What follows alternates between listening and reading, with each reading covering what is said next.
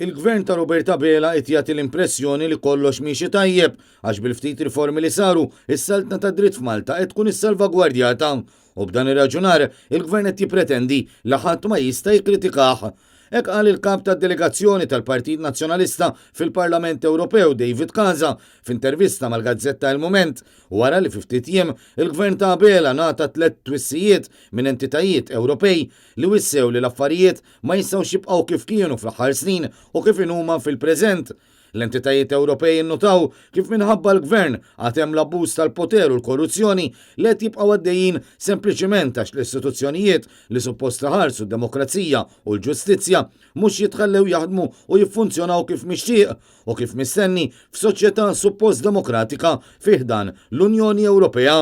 David Casa qal li kulħadd jaf x'in il-verità u evidenti li l-istituzzjonijiet f'pajjiżna mhux jitħallew jaħdmu. Dan il-kontroll assolut mill-gvern irid jinqata' għax l-istituzzjonijiet qegħdin hemm għas-servizz tal-poplu u mhux tal-ftit nies fil-poter. Il-kap tad-delegazzjoni tal-Partit Nazzjonalista fil-Parlament Ewropew irrefera fost l-oħrajn u b'mod speċifiku għar-rapport Greco billi qal li l-gvern għadu ma ħadem xejn dwar ir-rakkomandazzjonijiet li sarulu biex jiġġieled il-korruzzjoni. Tantu hekk li l-gvern qed jibqa' jimpjega lil min irid maċ-ċivil minflok ma jintroduċi struttura u proċedura stabbilita biex tkun illimitat l-għadd ta' persuni li jitqisu bħala persuni ta' fiduċja.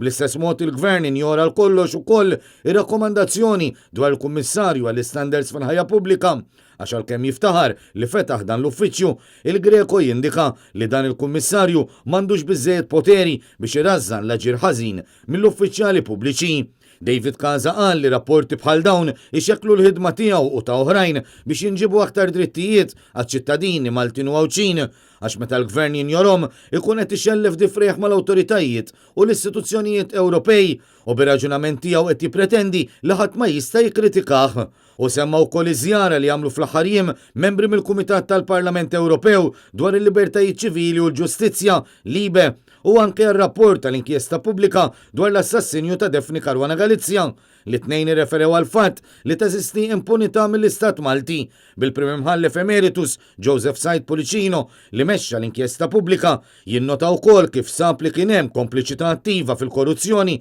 f'livelli għoljin u li rabbiet l-eruq.